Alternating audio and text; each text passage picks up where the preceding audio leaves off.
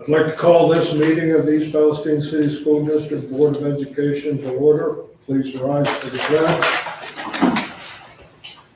I pledge Allegiance to the flag of the United States of America and to the republic for which it stands, one nation, under God, indivisible, with liberty and justice for all.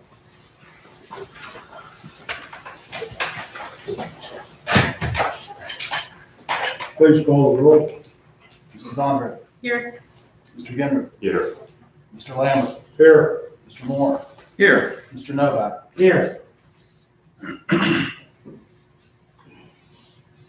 Work session, please. Sure. Let me start. Like I said, our new student liaison did send me a quick report, so I'll go ahead and start with that. On October 16th, the middle school held their first character education program, presented by David McCreary. Later in the month, they hosted their second successful character education program, led by Jonathan Schultz. That's just a continuation of the character education programs that we've been doing over the past few years. So, on September 25th, the high school football team traveled to Stanwell Stadium on the campus of YSU to play Latonia. Talked to a few of the kids. It was a great experience for them. Nice to have a win, but it was at least a good experience for them to get to play in an environment like that. So, last Friday night, homecoming king and queen were announced at the high school football game. Kevin Baird was crowned king. Faith Bigley was crowned queen. And then after the game, we had outdoor movie night. Instead of having our traditional dance, which is hard to do during COVID times, we had a, 35-foot screen set up out back, and the kids watched a movie, which was kind of a neat setup. So today, the high school girls tennis team participated in the district tournament, and the high school girls golf team will be participating in the district tournament tomorrow, Tuesday, October 6th. So that was the end of our student report. So on to the work session. So we've got 5 weeks under our belts. Staff and students, families are all doing a great job. Our numbers are holding pretty steady. We've got 271 students right now in our online program, which arguably, or funny enough, is exactly the same number. We've had a couple kids move in, a couple kids that have moved out for different reasons, but we have exactly the same number we started with back on August 31st. So about 28% of our kids are in that. And the other 72% are still attending face-to-face instruction, and those things are all going so far so good. Knock on wood, going very well. So we are getting to that point. If you remember, part of our restart plan said give us 9 weeks, and then we'll revisit the fact of if you want to make a different choice. So we are working with, I'm meeting with the administrative team on Wednesday morning.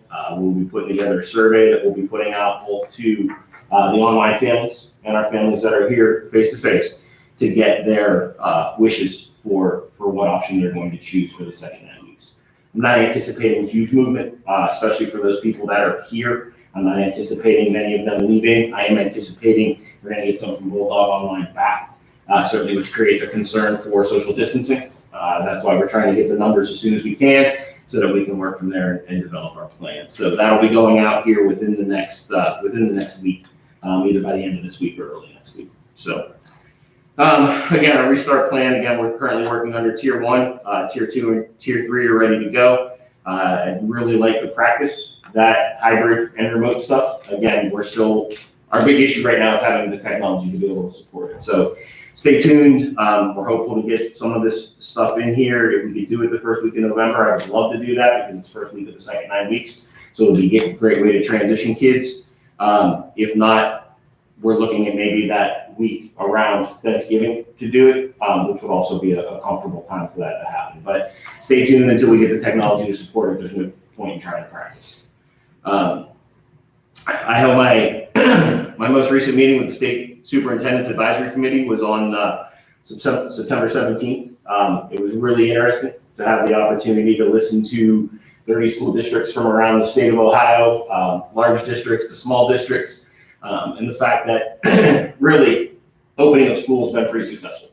Across the state, people are opening many different models, but as a general statement, people are being pretty successful with it. I will tell you that, one of the trends that we've seen both here locally and across the state, those people that started remote and started hybrid are all kind of moving back to that face-to-face thing. So I'm really glad that we as a district made that choice at the beginning. We decided to fight that battle out of the chute, and I think it was the right decision for our kids. So the other, the other big piece that came out of that meeting with the state superintendent is that the ODE and the legislature and the state board are all monitoring what's going on across the state very, very closely. So that they're ready to support us in the things that we need. We saw a lot of that happen back in March, April, and May, and they're prepared to step up to the plate again to do those kind of things based on need. So stay tuned. We'll see how we move forward. But those are the two big things that I got out of my state superintendent's meeting.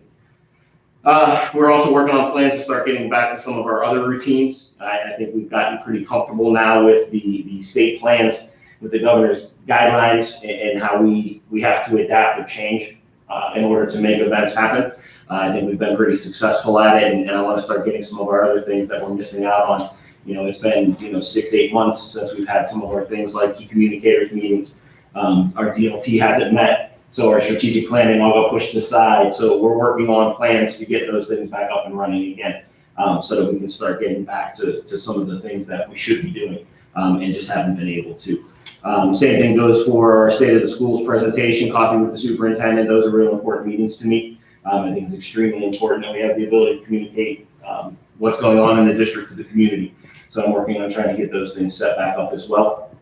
And our senior citizens dinner, obviously that would be a bad choice to hold a senior citizens dinner. But I was reading about a school district down in Columbus that's doing a drive-through for their senior citizens dinner. And it sounded like a pretty interesting thing. So Jen and I haven't even talked about this yet, but it's something just in the last few days that I think we're gonna try to take a look at, see if we can't do in the month of November. Again, I think it's an important event that we do as a district, and I'd like to try and make it work if we can. So stay tuned, working on plans for all of those things that I just mentioned. Just a couple other quick reminders. Parent-teacher conferences are this Thursday.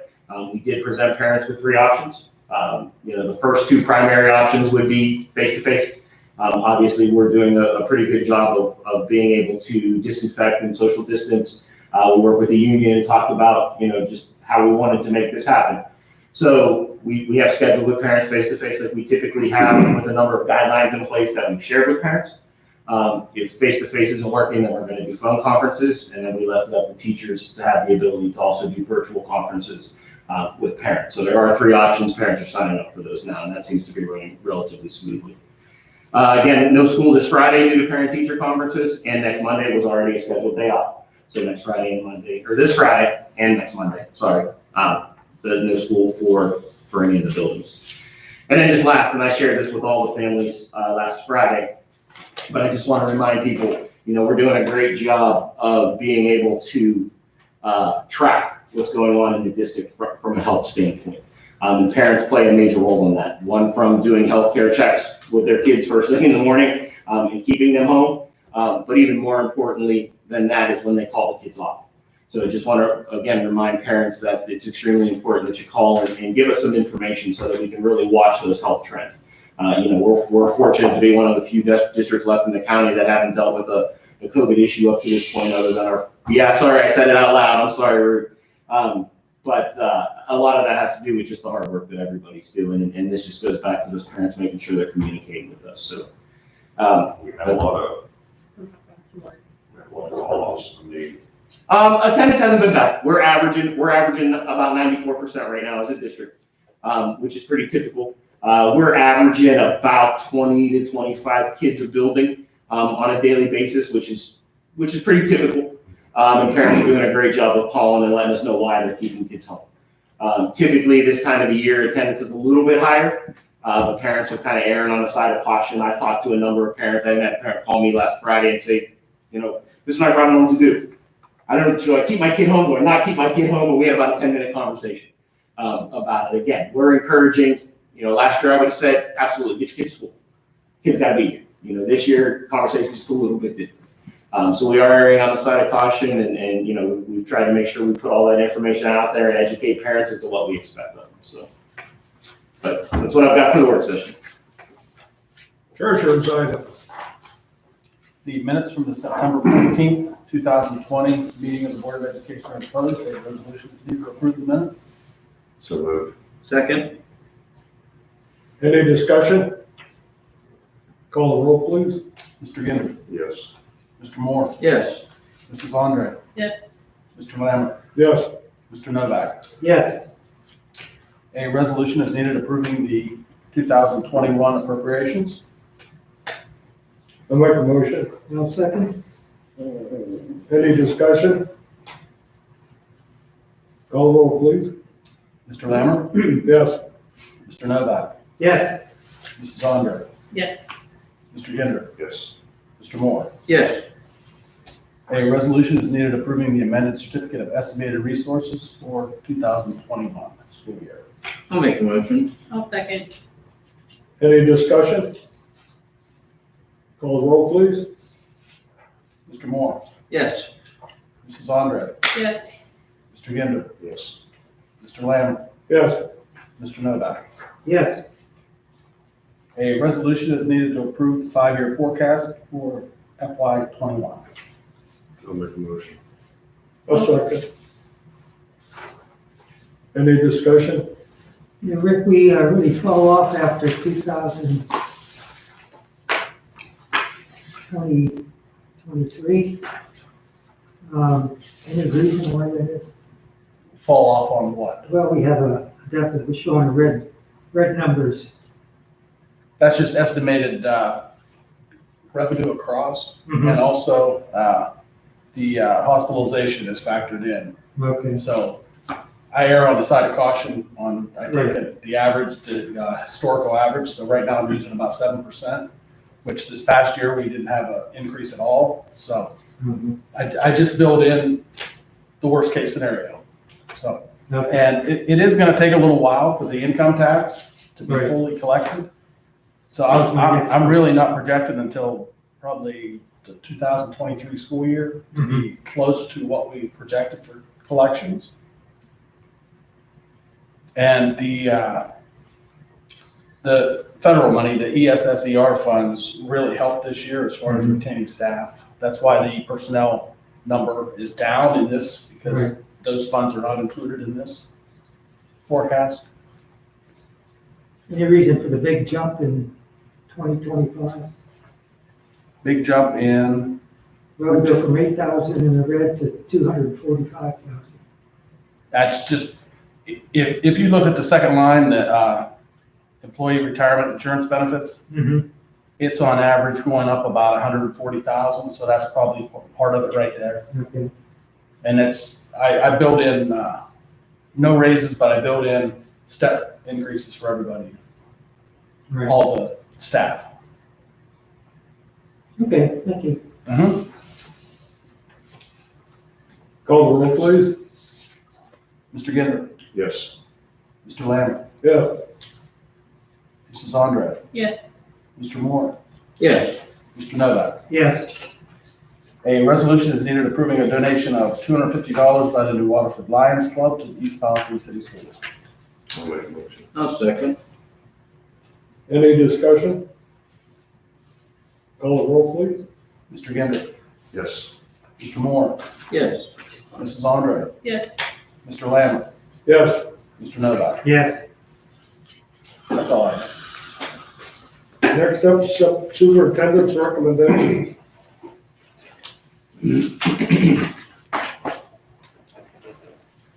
It is a recommendation of the superintendent of schools that the Board of Education approve Christina Adam as the student liaison to the board for the 2020-21 school year.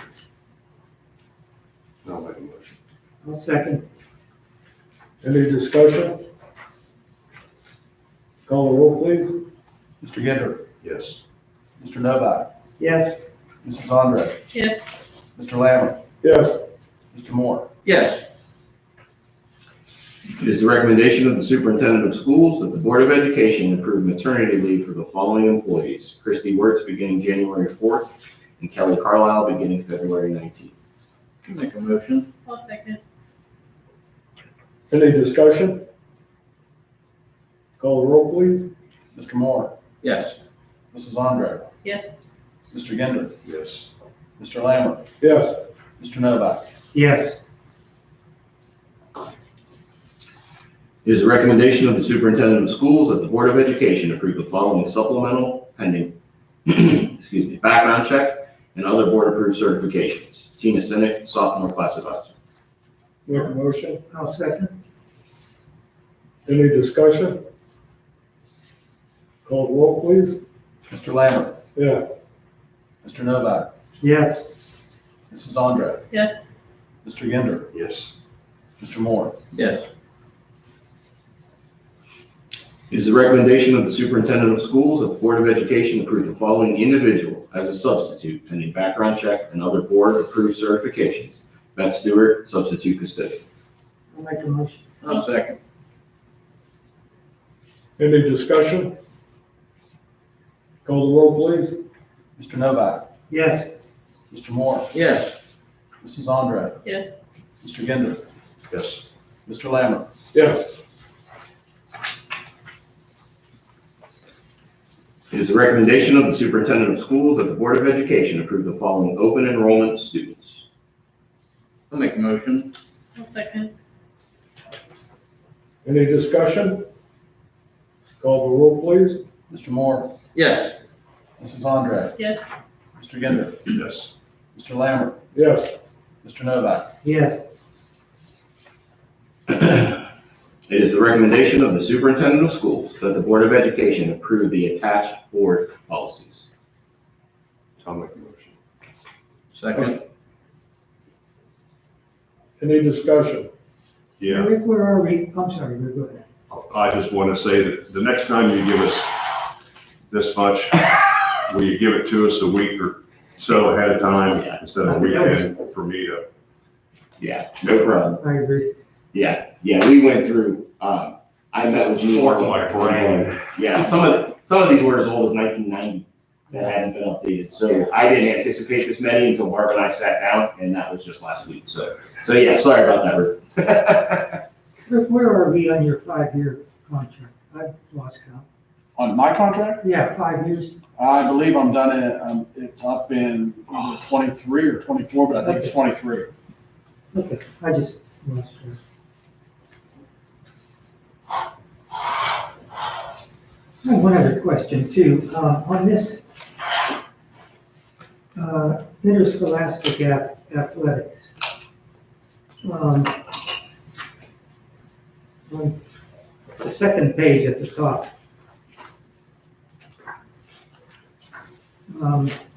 second paragraph.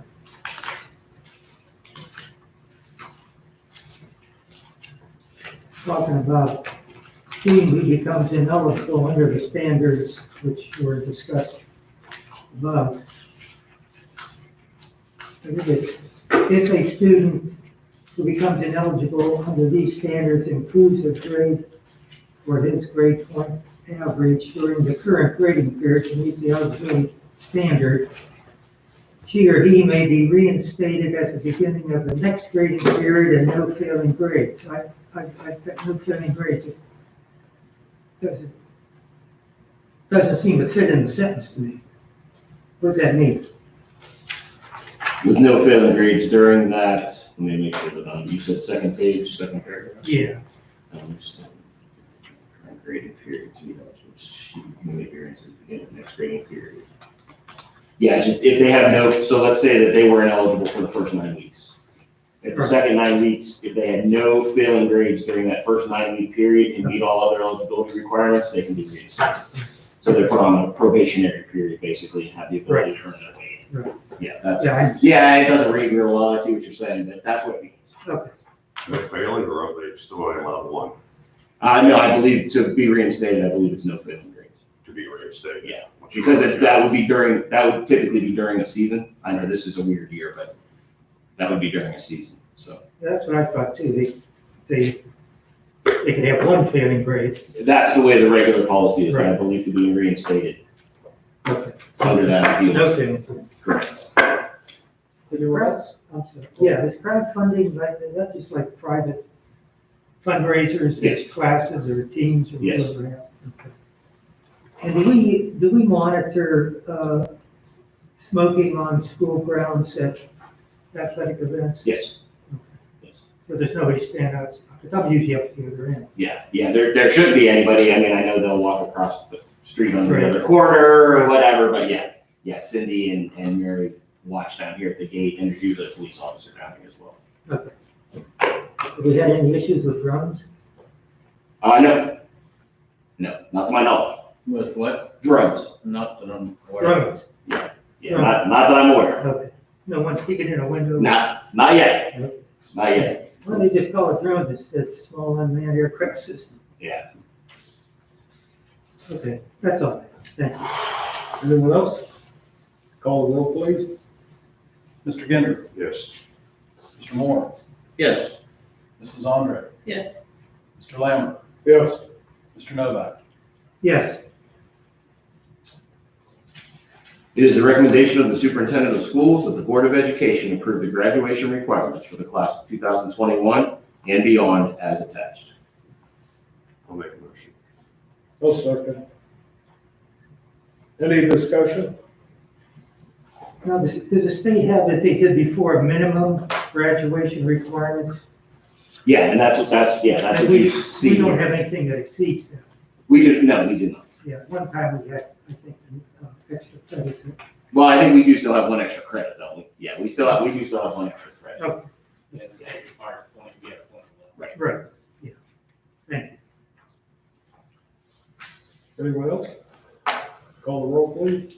Mr. Ginder, Yes. Mr. Lambert, Yes. Mrs. Andre, Yes. Mr. Moore, Yes. Mr. Novak. Yes. That's it. Any order new business to discuss? Yeah, I forgot, but when we approved the student liaison, James, can you give us any background on this young lady? Yeah, so actually, first, we had the most applicants we've ever had for the position. I think we had up to 6 applicants. This young lady, she was chosen largely because of her excitement for the position. She had actually applied in like June. Yeah. She applied last year. She applied to James and I both last at the end of that school year. She's in a variety of extracurricular programs. She's in athletics. She's a very well-rounded student. She has an interest in government, school boards, councils, things like that. She plans to go to Ohio State next year, and isn't quite sure about her major, but possibly something like biology. Okay, thank you. A little after the fact, but Yep. I forgot I was gonna ask. I'm gonna take the agenda a little out of order and set the time and date for next meeting, November 2nd, 6 PM here in the Media Center. Could I have a motion for executive session to consider the investigation of charges or complaints against a public employee? I'll make a motion. I'll second.